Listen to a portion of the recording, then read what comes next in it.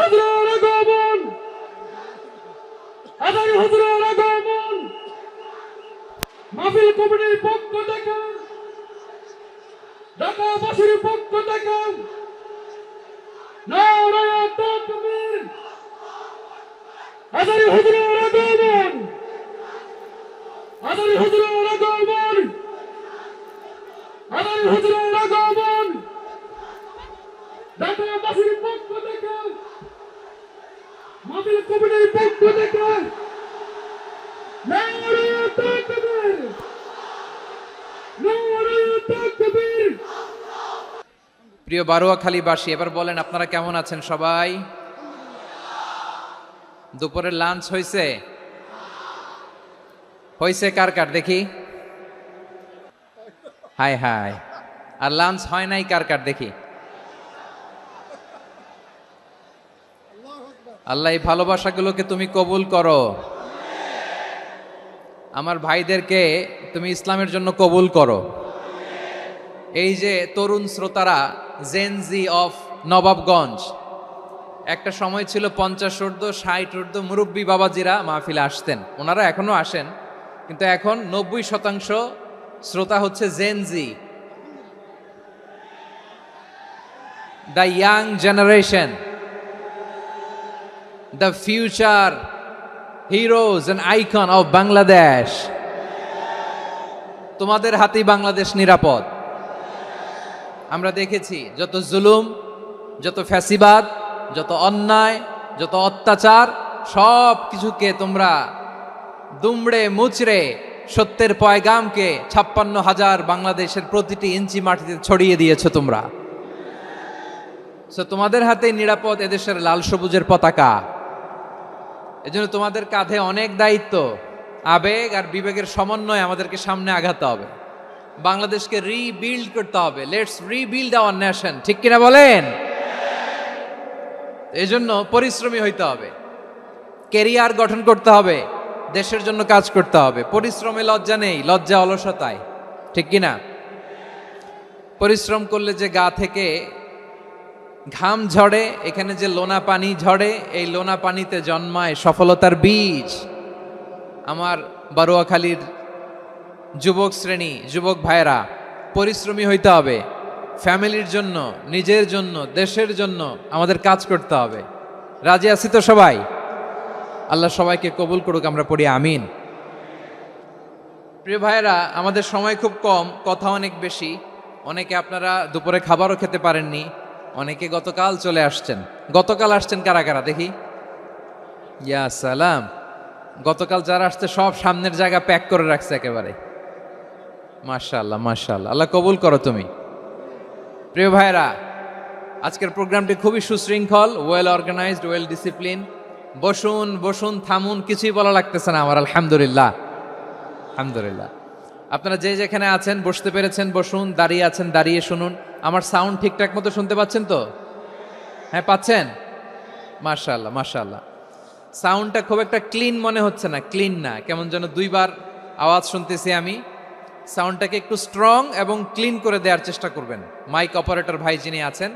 তাহলে আমরা কিছু কথা কোরআন থেকে পেশ করবার চেষ্টা করবো ইনশাআল্লাহ। প্রিয় ভাইয়েরা, এখন আপনারা যেমনি চুপচাপ, শেষ পর্যন্ত চুপচাপ থাকবেন তো? হ্যাঁ, আমি ওঠার আগে কে কে উঠবেন হাত তোলেন দেখি।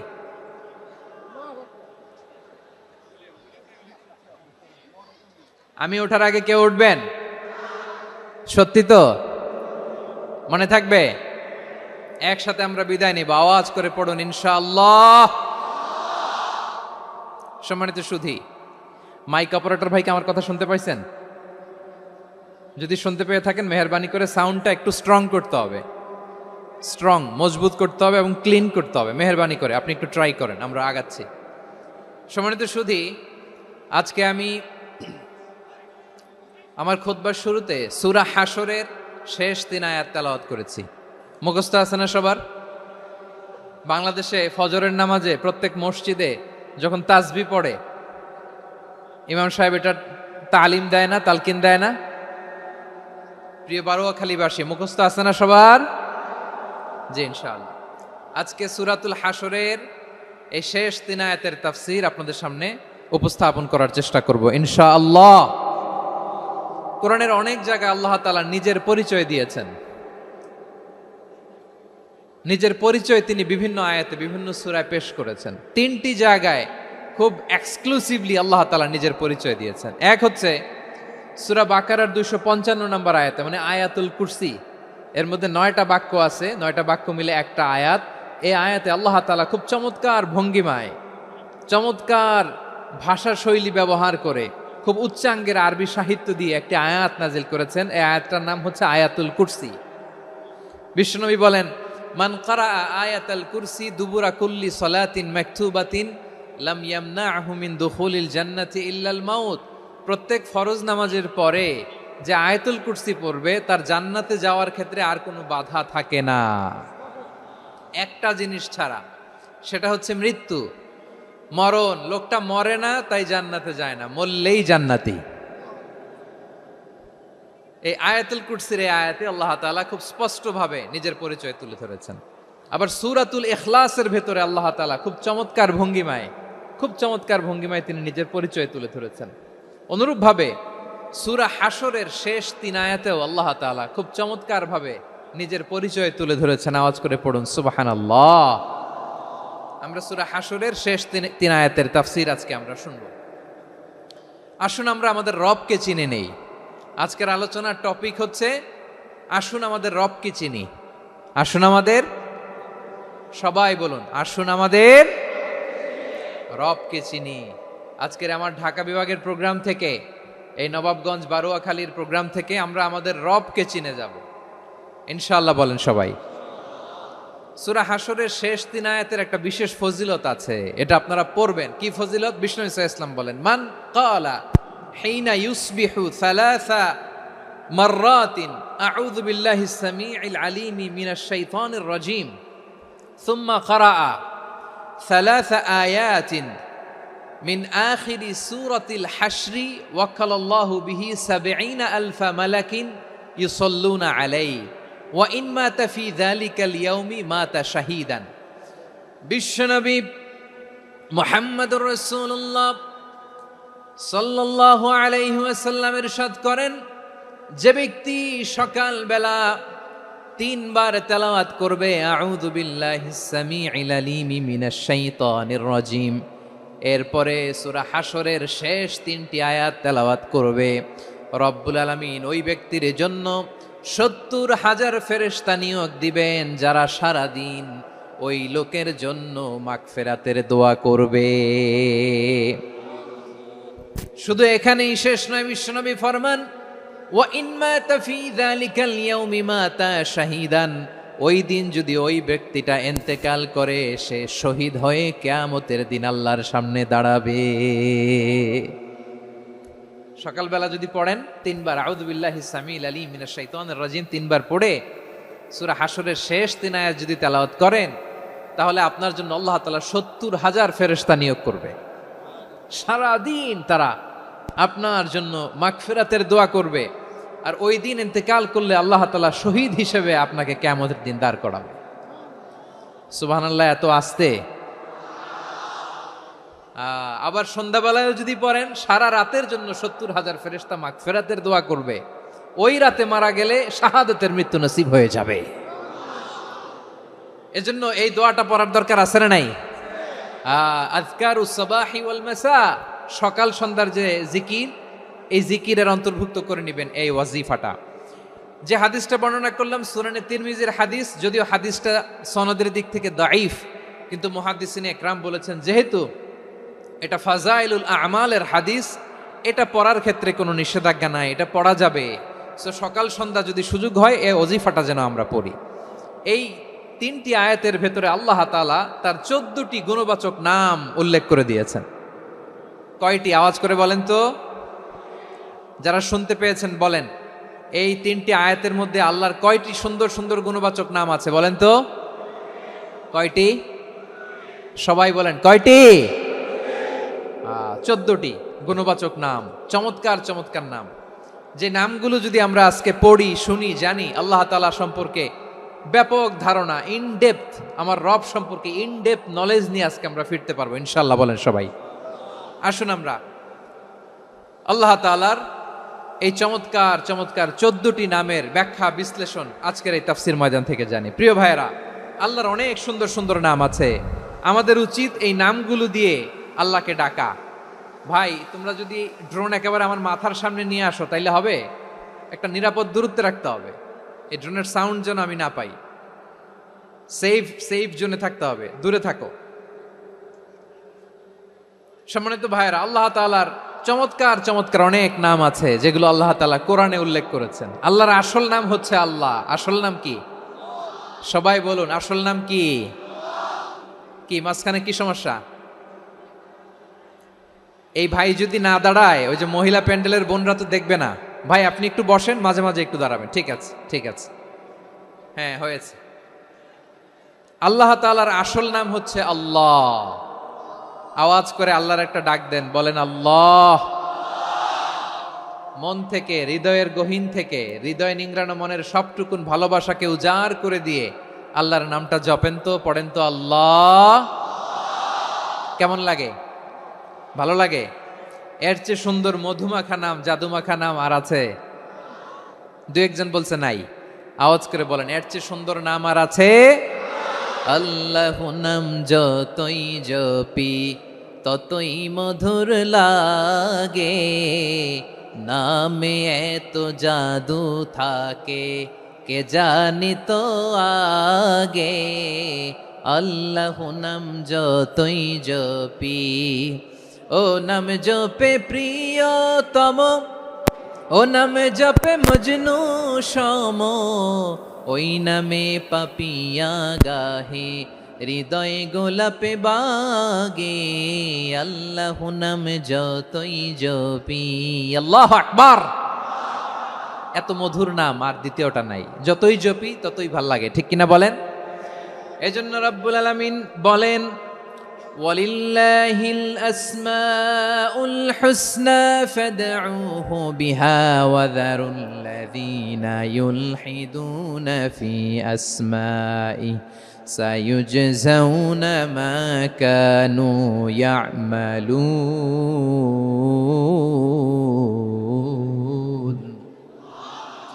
আল্লাহ বললেন, আমার অনেক সুন্দর সুন্দর নাম আছে, অনেকগুলো গুণবাচক সুন্দরতম নাম আছে। তোমরা এই নামগুলো ধরে আমি আল্লাহরে ডাকো, আর যারা আমি আল্লাহর নামের বিকৃতি ঘটায় তাদেরকে তোমরা বর্জন করো।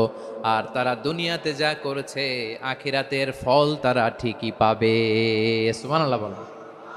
আল্লাহর অনেক সুন্দর সুন্দর নাম আছে, এগুলো ধরে ডাকতে বলা হয়েছে। আর যারা আল্লাহর নামের বিকৃতি করে তাদেরকে বর্জন করতে বলা হয়েছে। আপনি আল্লাহর নামের জিকির যখন করবেন, আপনি আমার আল্লাহর নামের বিকৃতি করতে পারবেন? বারোয়াখালীর ভাইরা বুঝে থাকলে আওয়াজ দেন, আল্লাহর নামের বিকৃতি করা যাবে? আপনি যখন জিকির করবেন স্পষ্ট শব্দে আল্লাহর নামটা বোঝা যেতে হবে। সুবহানাল্লাহ, ওয়ালহামদুলিল্লাহ, লা ইলাহা ইল্লাল্লাহ, আল্লাহু আকবার। একসাথে মিলিয়ে করেন অথবা আলাদা আলাদা করেন, অথবা শুধু আল্লাহ আল্লাহ এই নামের জিকিরও যদি করেন স্পষ্ট বোঝা যাইতে হবে। আল্লাহর নামের বিকৃতি করা যাবে, কিন্তু আল্লাহর নামের বিকৃতি করে জিকির এদেশে আছে না নাই? আছে। দেখবেন জিকিরের মধ্যে হুই হুই হুই হুই হুই এরকম করতেছে, আছে না নাই? সবাই মিলে লাফাচ্ছে, দফাচ্ছে, মাথা ঝুলাচ্ছে, আর কি কি যেন বলে, ওইটার মধ্যে আমি আল্লাহর নাম খুঁজে পাই না, এরকম আছে না নাই? হ্যাঁ, হই হই করে কিম্ভূত কিমাকার অদ্ভুত আওয়াজ করে তারা জিকির করে, সেখানে আল্লাহর নাম নাই। এই জিকির আল্লাহর কাছে গ্রহণযোগ্য হবে? আল্লাহ বলেন, ওয়াযারুল্লাযীনা ইউলহিদুনা ফি আসমাইহি, খবরদার আমার নামের যারা বিকৃতি ঘটায় তাদেরকে তোমরা বর্জন করো। এজন্য জিকির যখন করব সুস্পষ্টভাবে আল্লাহ তাআলার নাম সেখানে থাকতে হবে, ঠিক কিনা বলেন? আবার আল্লাহ বলেন, যেমন মনে চায় তেমন জিকির তোমরা করো না। ফাযকুরুল্লাহা কামা আল্লামাকুম মা লাম তাকুনু তা'লামুন। তোমরা জানতে না, আল্লাহ তোমাদের জানিয়েছেন কেমন করে আল্লাহর নামের জিকির করতে হয়। যেমন আল্লাহ শিখিয়েছেন তেমন করে আল্লাহরে ডাকো, ঠিক কিনা বলেন? আল্লাহ তাআলা যেমন শিখিয়েছেন তেমন ভাবে আল্লাহ তাআলাকে ডাকতে হবে, ঠিক ওই পদ্ধতিতে আল্লাহ তাআলার নাম জপতে হবে। কোন পদ্ধতিতে সেটাও আল্লাহ বলে দিচ্ছেন। আল্লাহ তাআলা বললেন ওয়াজকুর রাব্বাকা ফি নাফসিকা তাদাররুআন ওয়া খীফাতান ওয়া দুনাল জাহরি মিনাল কওলি বিল গুদুই ওয়াল আসাল ওয়া লা তাকুম মিনাল গাফিলিন। খবরদার, আল্লাহর নামের জিকির করো, আল্লাহকে ডাকো। ফি নাফসিকা, মনে মনে, তাদাররুআন, সবিনয়ে, খীফাতান, ভীত বিহবল চিত্তে, দুনাল জাহারি মিনাল কওল, অনুচ্চ স্বরে, অনুচ্চ আওয়াজে। এভাবে আল্লাহর ডাকলে সেই ডাকা কবুল করে নিবে কে? তাহলে আল্লাহকে জপতে হবে মনে মনে, সবিনয়ে, ভীত বিহবল চিত্তে, অনুচ্চ স্বরে, এভাবে জিকির করতে হবে। বিষ্ণু ইসলাম এবং বিশ্বনবীর সাহাবারা ঠিক এই পদ্ধতিতে আল্লাহ তাআলাকে ডাকতেন। তাহলে এই যে আল্লাহ তাআলার সুন্দর সুন্দর নামগুলো আছে, এগুলো ধরে আমরা আল্লাহ তাআলার জিকির করব, তার প্রশংসা করব, তার পবিত্রতা বর্ণনা করব, তাহলে খুশি হবেন কে? বিষ্ণু ইসলাম বলেন, আশ-শাইতানু জাসিম আলা কলবি ইবনে আদম, শয়তান বনি আদমের কলবের মধ্যে এরকম খামচি মেরে বসে থাকে। খামচি বোঝেন তো? শয়তান বনি আদমের হৃদয়ে, কলবে খামচি মেরে বসে থাকে। ফাইদা যাকারাল্লাহ খানাসা, যখন মানুষ আল্লাহর জিকির করে শয়তান দৌড়ে পালায়। ওয়াইদা গাফালা ওয়াসওয়াসা, আর মানুষ যখন অমনোযোগী হয়, গাফিল হয়, শয়তান আবার টেম্পটেশন দেয়, আবার ধোঁকা দেয়, আবার ওয়াসওয়াসা দেয়। এজন্য বিশ্বনবী বলতেন, লা ইয়াজালু লিসানুকা রাতবান মিন যিকিরিল্লাহ, সব সময়, প্রতি মুহূর্তে, সর্বক্ষণে তোমার জিহ্বাটা আল্লাহর জিকির দিয়ে ভিজা রাখবা, আল্লাহর জিকির দিয়ে সিক্ত রাখবা, তাহলে কবুল করবে কে? সবাই পড়েন সুবহানাল্লাহ, আলহামদুলিল্লাহ, লা ইলাহা, সুবহানাল্লাহ, আলহামদুলিল্লাহ, লা ইলাহা ইল্লাল্লাহ, লা ইলাহা ইল্লাল্লাহু মুহাম্মাদুর রাসূলুল্লাহ সাল্লাল্লাহু আলাইহি ওয়াসাল্লাম। প্রিয় ভাইরা, আল্লাহ তাআলার অনেকগুলো নাম আছে। আল্লাহ তাআলার এই নামগুলো ধরে তার নাম আমাদের ডাকতে হবে, জপতে হবে। বিষ্ণু ইসলাম বলেন, ইন্না লিল্লাহি তিসআতান ওয়া তিসঈনা ইসমান মিআতান ইল্লা ওয়াহিদা, আল্লাহর রয়েছে 99টা নাম, এক কম 100। এক কম, আমরা বাংলায় বলি না যে এক কম 100, মানে আসলে কয়টা? 99টা। বিশ্বনবী বলেন, আল্লাহর 99টা নাম আছে, মিআতান ইল্লা ওয়াহিদা, এক কম 100। মান আহসাহা দাখালাল জান্নাহ, যে ব্যক্তি 99 নাম মুখস্থ করে তার সিনার ভেতরে রাখবে, আল্লাহ তাআলা তাকে জান্নাত দিয়ে ধন্য করে দেবে। এবার বলেন, আল্লাহর নামগুলো জানার দরকার আছে না নাই? না, এই নামগুলো আমরা জপব, মুখস্থ করব। এই নামগুলো আগে আয়ত্ত করতে হবে। এই নামের যে অর্থ সেটা অনুধাবন করতে হবে। এই নামের যে দাবি সেটা মানতে হবে। সিবগাতাল্লাহ ওয়া মান আহসানু মিনাল্লাহি সিবগা ওয়া নাহনু লাহু আবিদুন, আল্লাহর রঙে রঙিন হইতে হবে। আমার আল্লাহ দয়ালু, আমরাও দয়ালু হতে হবে। আমার আল্লাহ সহনশীল, আমরাও সহনশীলতার চর্চা করতে হবে। আমার আল্লাহ মেহেরবান, আমরাও মেহেরবান হতে হবে। বিষ্ণু ইসলাম আল্লাহর এই চমৎকার সুন্দরতম নামগুলো ধরে ধরে আল্লাহর কাছে চাইতেন। আপনি যখন দোয়া করবেন, আল্লাহর নামগুলো ধরে যদি দোয়া করেন, আল্লাহ ওই দোয়া ফিরায় দেয় না। সুবহানাল্লাহ বলেন। আপনি যদি দোয়ার মধ্যে বলেন ইয়া রহমান, সবাই বলেন ইয়া রহমান, ইয়া রহিম, ইয়া হাইয়্যু, ইয়া কাইয়্যুম, আল্লাহর চমৎকার নামগুলো ধরে ধরে যদি আল্লাহর কাছে ফরিয়াদ করেন, আল্লাহর নামগুলো ডাকেন, আপনার দোয়া মুহূর্তেই কবুল করবে কে? বিষ্ণু ইসলাম এভাবে আল্লাহর নামগুলো ধরে ধরে জিকির করতেন, আল্লাহর নাম জপতেন। তিনি বলতেন, আসআলুকা বিকুল্লি ইসমিন হুয়া লাক, আল্লাহ তোমার যত নাম আছে সব নামের ওসিলায় তোমার কাছে ফরিয়াদ করি, সব নামের ওসিলায়। আনসালতাহু ফি কিতাবিক, যে নাম তুমি তোমার কিতাবে নাজিল করেছো। আও আল্লামতাহু আহাদাম মিন খালকিক, অথবা তোমার কোন সৃষ্টিকে তোমার নাম তুমি জানিয়েছো। আও ইস্তাসারতা বিহি ফি ইলমিল গায়বি ইনদাক, অথবা গায়েবের জ্ঞানে তুমি তোমার নিজের জন্য ওই নামগুলো সংরক্ষিত রেখে দিয়েছো। সব নামের ওসিলায় তোমার কাছে চাই। সুবহানাল্লাহ পড়েন। তার মানে আল্লাহ তোমার যে নামগুলো আমরা জানি এগুলার উসিলায়ও চাই, যে নামগুলো আমরা জানি না সেগুলোর উসিলায়ও চাই। আল্লাহর সব নাম আল্লাহ আমাদেরকে জানায় নাই, কিছু নাম জানিয়েছেন, কিছু নাম তিনি জানান নাই। সুবহানাল্লাহ বলেন। আল্লাহ তাআলা তার কিছু নাম কোরআনে উল্লেখ করেছেন, কিছু নাম স্পেশাল কিছু নবীদেরকে জানিয়েছেন, আর কাউকে জানান নাই। কিছু নাম তিনি কিয়ামতের দিন আমাদের সামনে প্রকাশ করবেন যে এইটাও আমার একটা নাম, এটা তোমরা কেউ জানতা না। সুবহানাল্লাহ, সারপ্রাইজ হিসেবে আল্লাহ তাআলা রেখে দিয়েছে, কেউ জানে না। কিয়ামতের দিন আল্লাহ তাআলা সেই নামগুলো জানাবেন। আর কিছু নাম আছে সেই নামগুলো আল্লাহ কোরআনেও বলে নাই, কোনো নবীরেও জানায় নাই, কিয়ামতের দিনও সারপ্রাইজ হিসেবেও জানাবে না। ওই নামগুলো স্বয়ং খোদ আল্লাহ ছাড়া কেউ জানে না। এজন্য বিশ্বনবী দোয়ার সময় বলতেন, আল্লাহ তোমার যে নামগুলো জানি, যে নামগুলো জানি না, সব নামের বরকতে তোমার দরবারে চাই, সব নামের ওসিলায় তোমার কাছে ফরিয়াদ করি। সুবহানাল্লাহ বলেন। তাহলে সূরা হাশরের মধ্যে আমরা আল্লাহর মোট কয়টা নাম পাবো দেখি, মনে আছে কিনা? হ্যাঁ, কয়টা? আওয়াজ করে বলেন, কয়টা? মাশাআল্লাহ। এই 14টা শোনার আগ্রহ আছে? এই দু একজন যে ওঠা বসা করতেছেন, এই ডাস্টে তো ডাস্ট অ্যালার্জি হয়ে যাবে, ধুলাবালিতে আসার সময় তো অনেক ধুলা খাওয়াইছেন আমার এই জায়গায়। একটু শান্ত হয়ে বসেন, আমরা শান্ত হয়ে বসি, অল্প কিছু সময় কিছু কথা আলোকপাত করব, তারপর আমরা বিদায় নিব। উঠবো না, কেউ দাঁড়াবো না, উঠবো না। সেই গতকাল থেকে, গত রাত থেকে আমি দেখেছি তো আপনাদের কাণ্ড কারখানা, ভিডিওতে দেখেছি, কাঁথা বালিশ নিয়ে গত রাতে চলে আসছে। তো অনেক কষ্ট করে অনেক সময় অপেক্ষা করেছেন, আর অল্প কিছু কয়েক মিনিট আপনারা বসেন, আমরা একসাথে বিদায় নেব ইনশাআল্লাহ। তাহলে প্রিয় বারুয়াখালীবাসী, বলেন তো সূরা হাশরের শেষ 3 আয়াতে আল্লাহর কয়টা নামের দেখা মিলবে? সবাই একসাথে আওয়াজ করে, কয়টা? আসুন আমরা শুরু করে দিই। আল্লাহ তাআলা বলছেন, হুয়াল্লাহুল্লাযী লা ইলাহা ইল্লা হুয়া আলিমুল গায়বি ওয়াশ শাহাদাতি হুয়ার রহমানুর রহিম। আল্লাহ বলেন, হুয়াল্লাহ, তিনি হলেন আল্লাহ, আল্লাযী লা ইলাহা ইল্লা হু, তিনি ছাড়া কোনো ইলাহ নাই। আছে নাকি? বারুয়াখালীবাসী আওয়াজ করে বলেন তো দেখি, আমাদের ইলাহ কয়জন? আর জোরে বলেন। একজন হইলে ভালো না বেশি হইলে ভালো? ওয়া ইলাহুকুম ইলাহু ওয়াহিদুন লা ইলাহা ইল্লা হুয়ার রহমানুর রহিম।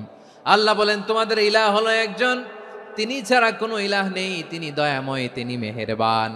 ইলাহ যদি একজন না হয়ে দুইজন হতো, ঝামেলা আছে না নাই? লাউ কানা ফীহিমা আলিহাতুন ইল্লাল্লাহু লাফাসাদাতা। আকাশ এবং জমিনের মধ্যে ইলাহ একজন না হয়ে যদি মাত্র দুইজন হতো, আকাশ জমিন ভেঙে খান খান হয়ে যেত। ঠিক কিনা বলেন? দুইজন ইলাহ হইলে খান খান হয়ে যেত। আমাদের রব একজন হইলে ভালো না বেশি হইলে ভালো? কথা বুঝতেছেন? আরে একজনের তো মন জোগায় চলতে পারি না, ঠিক কিনা? হ্যাঁ, একজন, তিনি যে আদেশগুলো দিয়েছেন আমাদের দুর্বলতার কারণে আমরা তো পারি না। যদি 10 জন হইতো, ওই 10 জনের হ্যাপি করতে পারতাম, তাদেরকে স্যাটিসফাই করা যেত এত সহজে। 10 জনের 10 নিয়ম থাকতো। একজন বলতো আমার সেজদা দিবি সকালে, আরেকজন বলবে আমার জন্য নামাজ পড়বি 3 বার, আরেকজন বলবে আমার জন্য যাকাত দিবি এতবার, আরেকজন বলতো আমার জন্য কুরবানি দিবা এতবার। তাহলে আমাদের জন্য কঠিন হয়ে যেত, ঠিক কিনা? যদি ইলাহ একজন না হয়ে একাধিক হতো, একজন বলতো না আমি মহাবিশ্ব এভাবে চালাবো, আরেকজন বলতো না আমার মন চায় এভাবে, আমি এভাবে চালাবো, একজন বলতো সূর্য আমি পূর্ব দিকে উঠাবো, আরেকজন বলতো না আমি দক্ষিণ দিকে উঠাবো, আরেকজন বলবে না আমি উত্তর দিকে উঠাবো। এরকম আছে না নাই? ঝামেলা লেগে যেত। এজন্য বেশি রব হইলে আমাদের জন্য ঝামেলা, খোদা বেশি হইলে আমাদের লস। একজন হওয়াতে আমরা বেঁচে গেছি। বারুয়াখালীবাসী আওয়াজ করে না, কথা বলে না। রব খোদা একজন হওয়াতে আমাদের সুবিধা হয়েছে না?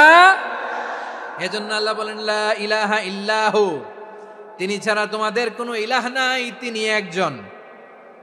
লা ইলাহা ইল্লাহু আলিমুল গায়বি ওয়াশ শাহাদা, তিনি প্রকাশ্যেরও মালিক, অপ্রকাশ্যেরও মালিক। তিনি যেটা ওপেন এটাও জানেন, যেটা গোপন সিক্রেট ওইটাও জানেন।